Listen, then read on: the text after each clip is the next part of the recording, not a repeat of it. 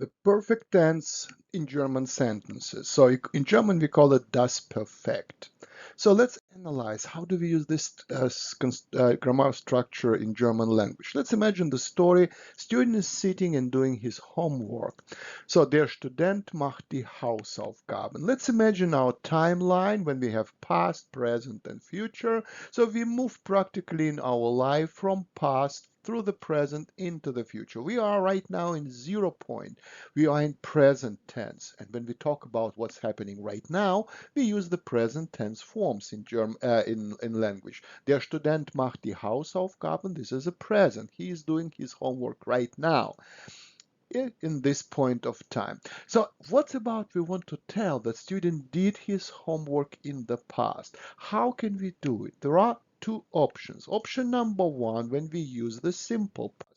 Simple past, we call it simple because we simply change only the main verb in the sentence. Look, compare the first sentence on the top with the second sentence, which is written in the simple past form. The difference is only in the verb. So in present tense, we use ending t, macht. In simple past form, we use ending te, so machte. Die Hausaufgaben. All other elements are the same. But there is another form, there is another option. How do we tell about the past? And we can use the perfect tense sentence. In the perfect tense sentence, we would have to use two different verbs. We will have the student, and then we have has done the homework. Der Student hat die Hausaufgaben gemacht.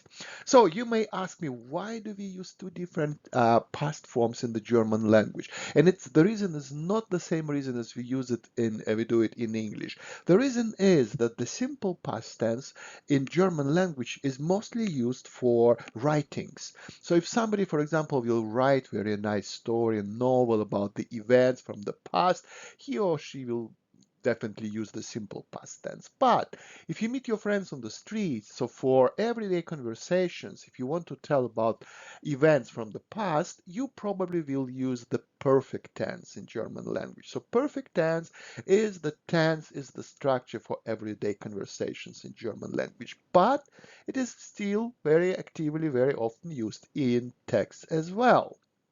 Okay. So let's come back to this sentence. Der Student hat die Hausaufgaben gemacht. Let's analyze it from grammatical point of view. How many subjects do we have in this sentence? One. And this is a student. So he is alone sitting doing his homework. It was in the past he done his homework. If we use the sentence with many students, so we practically will use our subject in plural form, we will write this sentence. Die Studenten haben die Hausaufgaben gemacht. As you see, our grammar agreement, so agreement between the subject and the verb, will happen only with the helping verb to have. First sentence, singular, der Student hat. The second sentence, subject is in plural form, die Studenten haben. As you see, the second verb, so to do at the end of our sentences, is in the same form. This is such called past participle form. Keep in mind this past participle form will be always used at the very end of sentences. Always at the end, and what is important, we never change it. It doesn't matter how many subjects do we have, whether the action is performed by one person or many people, by one thing or many things. Past participle will be always the same. As long as we created it, we will put it at the end, and we will always keep it. Good. Again, sometimes we don't have it in English. Sometimes in German language we use another helping verb. For example, we talk about students who flew to Germany and we want to use the perfect tense sentence.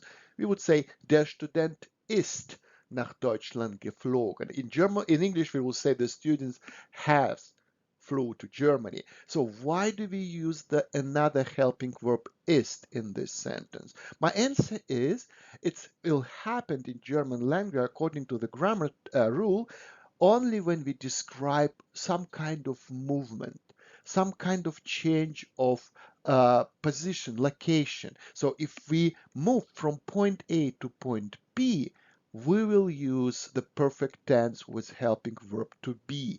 And of course, when we describe many students, we have to change our helping verb. Now the sentence will say, die Studenten sind nach Deutschland geflogen. Again, as you see, subject plus verb agreement will happen only between subject and helping verb, auxiliary verb. Past participle unchanged will be always at the end of the sentence.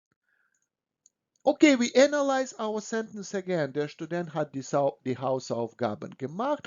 Let us ask this question. How can we understand the sentence? What's going on in the sentence? What is happening? Or what happened in the past? Obviously, verb is the most important element of the sentence. But when we try to understand, to analyze, to translate the helping verb, it will not give us any information at all. It's only helping verb. It's only help us to create specific form, but it will not give us, not provide us with information. So that's why we have to concentrate on past participle, because past participle is a specific form of the most important element of the sentence, of our verb. So that's why past participle is important of us. Let us take a look how we create this past participles. Past participles. And again, we have to recall this information. We have not to forget about that. Verbs in German language, they are three different types of them. There are regular verbs, mixed verbs, and strong verbs. And let's analyze how do we create past participles from these verbs. Regular verbs. We take the verb machen, to make, to do, and what we will do, first we will indicate the stem of the verb. Stem of the verb is the part of the verb without ending en. So we will take this stem, and what we are going to do, we will put prefix ge, the beginning of the stem, and we will finish it with ending t. And now we have our past participle, gemacht. So obviously, if you want to translate past participle, you will do the same step but backwards. You will drop ge, you will drop t, you will put ending en, you will open your dictionary, and you will find your verb. Mixed verbs. Mixed verbs, they act a little bit strange. They will follow the rule I described you above, but we will have some changes. Look, we will take the stem from a mixed verb, and we will use the stem to create our past participle. But what we will do, we will change the vowel in the stem, and this is something unusual. We still will put prefix ge and ending t to the end. Now, when you translate something like that, you not only have to drop ge and t, but you have to change vowel in the stem to be able to find the stem or the verb in your dictionary. Strong verbs.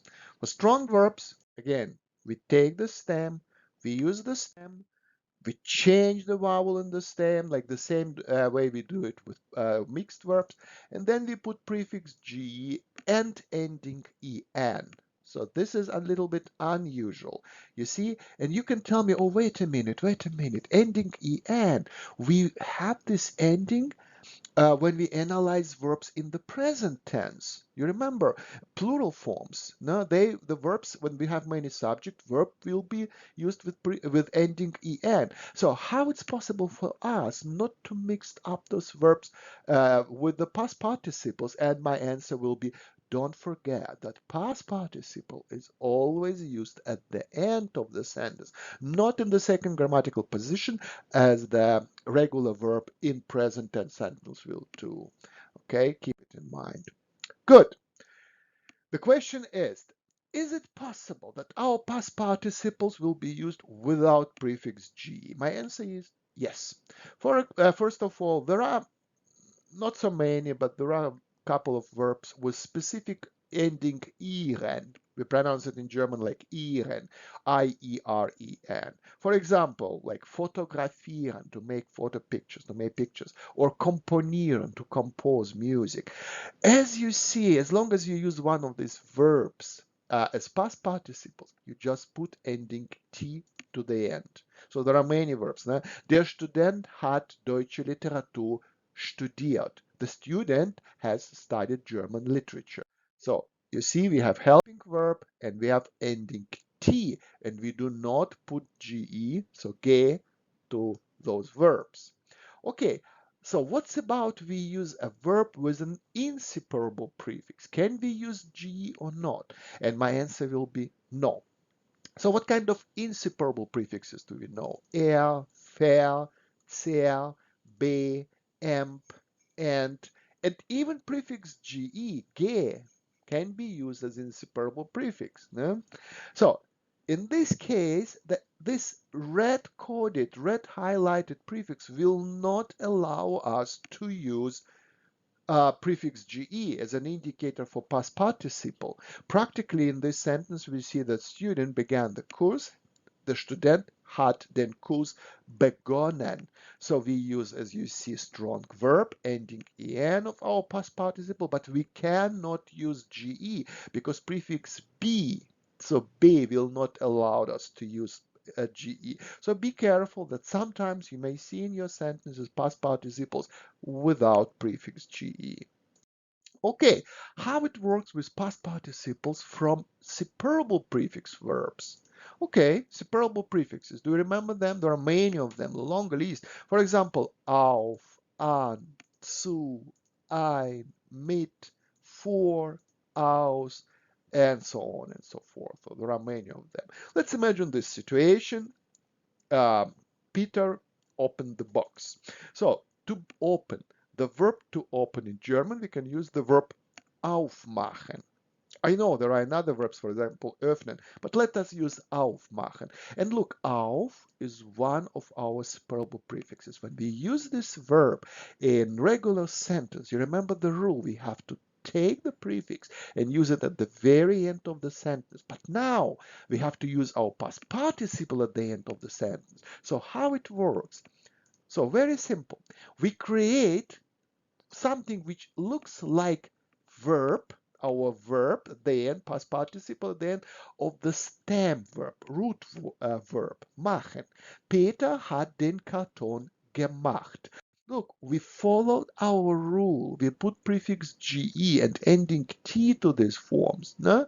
But next, what we are going to do, we just will add our separable prefix to our past participle. As you see now, prefix ge, an indicator for a past participle, is used in the middle, so between a separable prefix and the stem. Keep in mind that mixed verbs and strong verbs may be used with separable prefixes as well. So your ending sometimes may be ending en, okay? Good. What happens if we have many activities, many actions at the same time?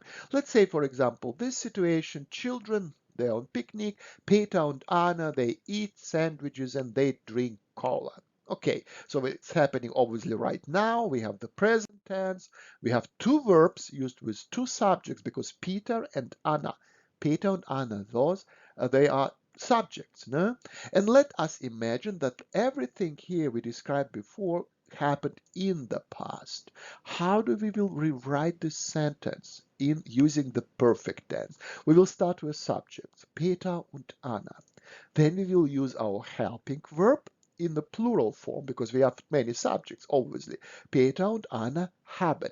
Now we have to complete the first part of our idea. They ate sandwiches.